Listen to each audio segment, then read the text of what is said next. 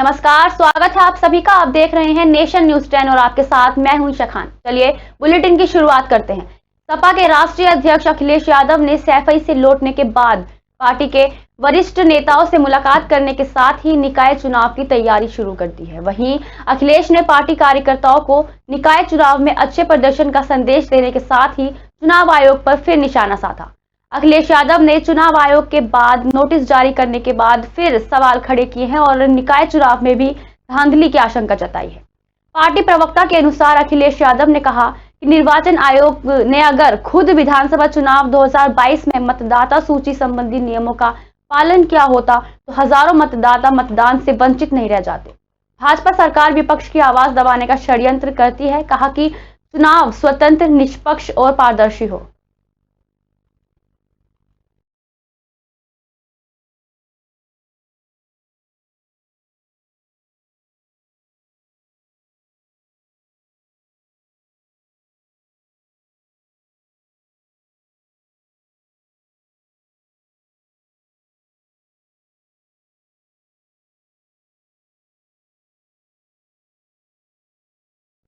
वायु प्रदूषण में लगातार इजाफा होने के चलते दिल्ली के साथ साथ एनसीआर शहरों में भी हवा लगातार जहरीली होती जा रही है।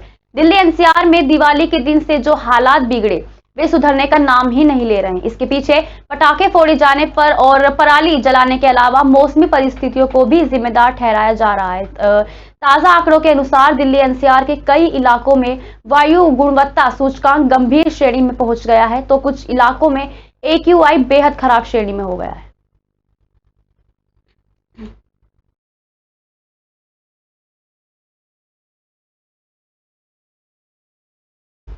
राजस्थान के मुख्यमंत्री अशोक गहलोत ने पत्रकार परिषद में अपनी बात रखते हुए कहा कि गुजरात में कभी भी चुनाव की तारीख का ऐलान हो सकता है। सभी पार्टी के नेता गुजरात में अपना डेरा डाल रहे हैं। अशोक गहलोत ने सूरत में पत्रकारों से बातचीत में कहा कि चुनाव की तारीखों का ऐलान जानबूझकर नहीं किया जा रहा है।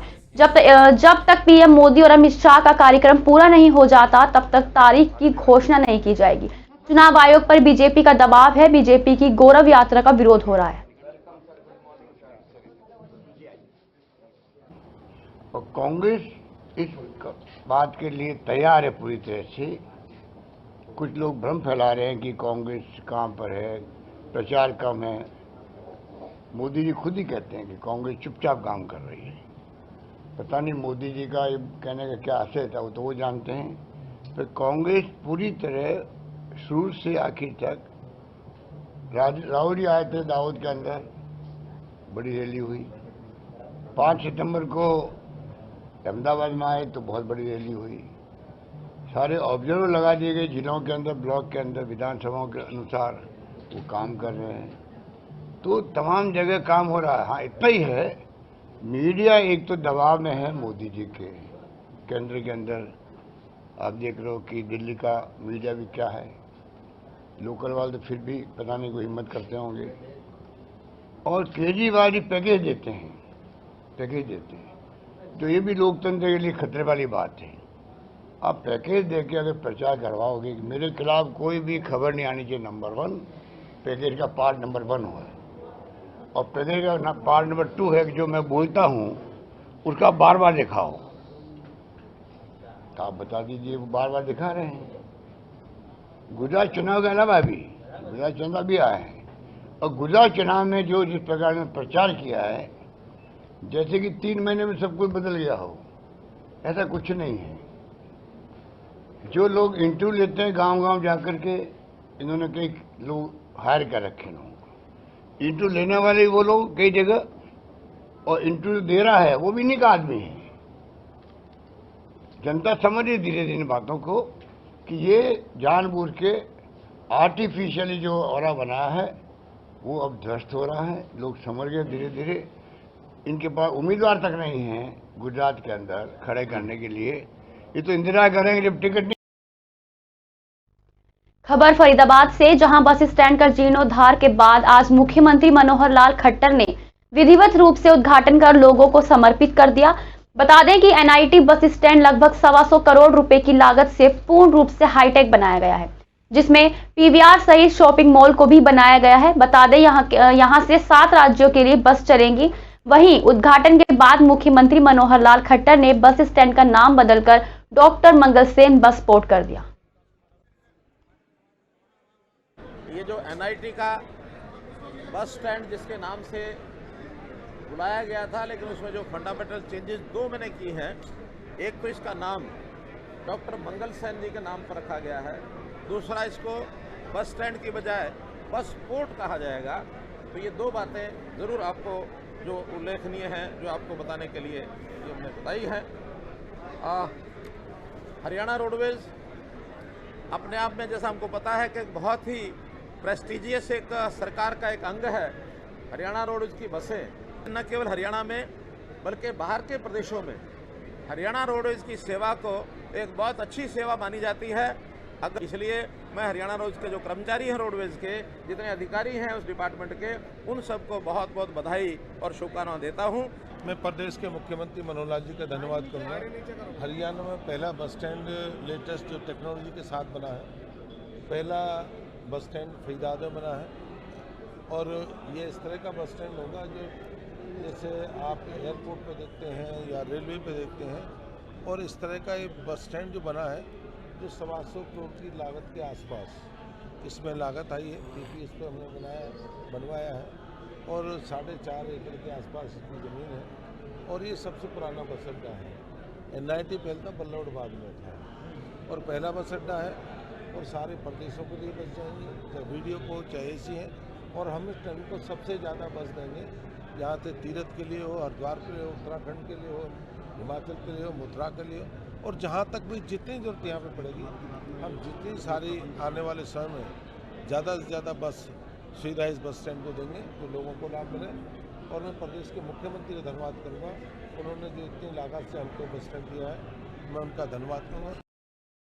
हरिद्वार में 4 दिवसीय छठ पूजा महापर्व की शुरुआत आज से हो गई है। बता दें, भगवान सूर्य और छठी माता को समर्पित महापर्व छठ हर साल कार्तिक मास के शुक्ल पक्ष की षष्ठी तिथि को मनाया जाता है। हरिद्वार में भी पूर्वांचली लोक परंपरा संस्कृति के संरक्षण और संवर्धन के लिए समर्पित छठ पूजा आयोजन समिति के तत्वावधान में महापर्व मनाया जा रहा है। धर्म नगरी हरिद्वार के सभी घाटों पर पूर्वांचल समाज के लोग आस्था और उल्लास के साथ छठ पर्व मनाने की तैयारी में जुटे हैं।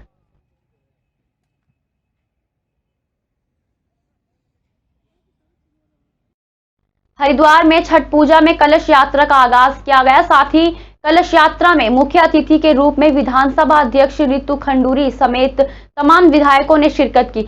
नगर पालिका अध्यक्ष ने छठ पूजा की कलश यात्रा के कार्यक्रमों में प्रतिभाग करते हुए रानीपुर विधायक आदेश चौहान के द्वारा सभी को छठ पूजा पर्व की बधाई दी। उन्होंने कहा कि छठ पूजा का पर्व श्रद्धा और उल्लास का पर्व है और आज ये पर्व पूरे भारतवर्ष में मनाया जा रहा है, जिसको लेकर धर्मनगरी हरिद्वार में भी हर्षोल्लास का माहौल है। साथ ही कहा कि उत्तराखंड जैसे राज्य में छठ पूजा का पर्व मनाया जाना बड़े ही गौरव की बात है।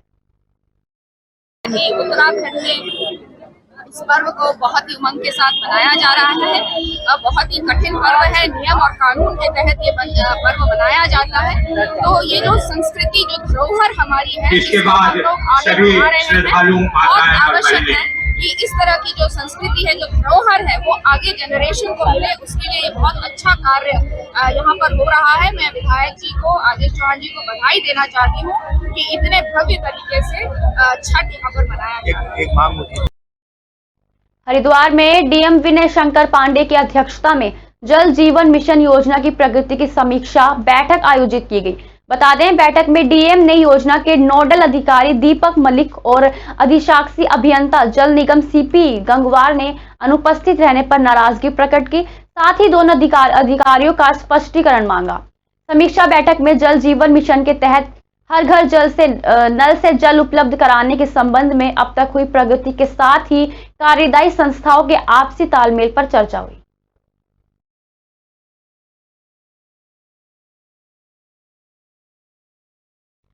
कहते हैं विनाशकाले विपरीत बुद्धि, जब इंसान का समय खराब होता है तो उसकी बुद्धि भ्रष्ट हो जाती है। ऐसा ही कुछ सिंकल थाना क्षेत्र में देखने को मिला, जहां उत्तर प्रदेश से आई लाइसेंसी बंदूक बिना अनुमति के लेकर आए युवक ने अपने रिश्तेदारों से जमकर हर्ष फायरिंग करवाई। जब इसका वीडियो वायरल हुआ तो न केवल बंदूक के मालिक बल्कि बंदूक चलाने वाला भी गिरफ्तार हो गया। दोनों का चालान कर पुलिस ने उन्हें जेल भेज दिया।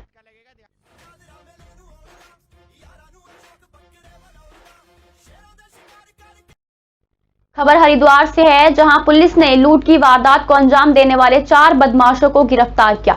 बता दें, गिरफ्तार आरोपियों ने बीती 14 अक्टूबर की रात को नहर पटरी पर एक बैंक की मिनी शाखा संचालक से तमंचे के बल पर लूट की वारदात को अंजाम दिया।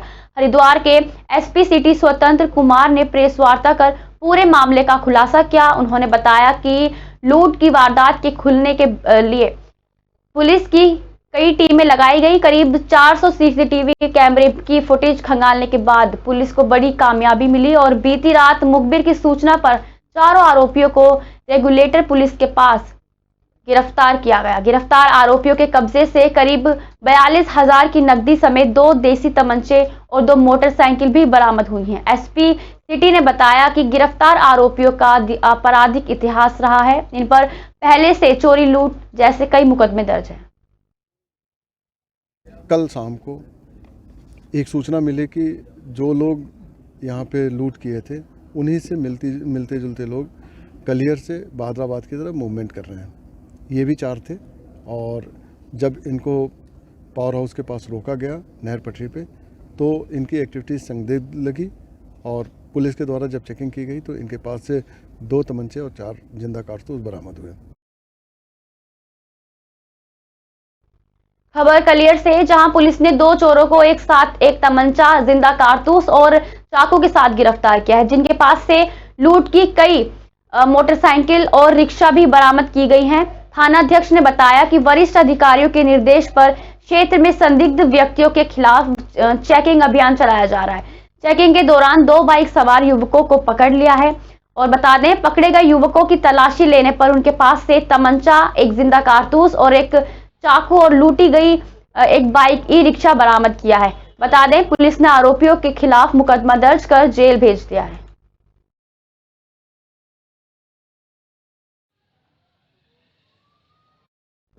खबर संभल से, जहां कचहरी में ही 2 पक्षों के वकील आपस में भिड़ गए और वकील भी पुरुष नहीं बल्कि महिलाएं।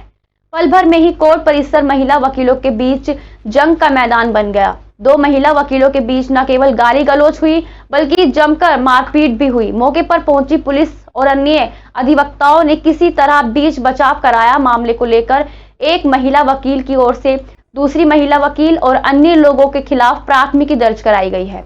मारपीट का वीडियो सोशल मीडिया पर जमकर वायरल हो रहा है।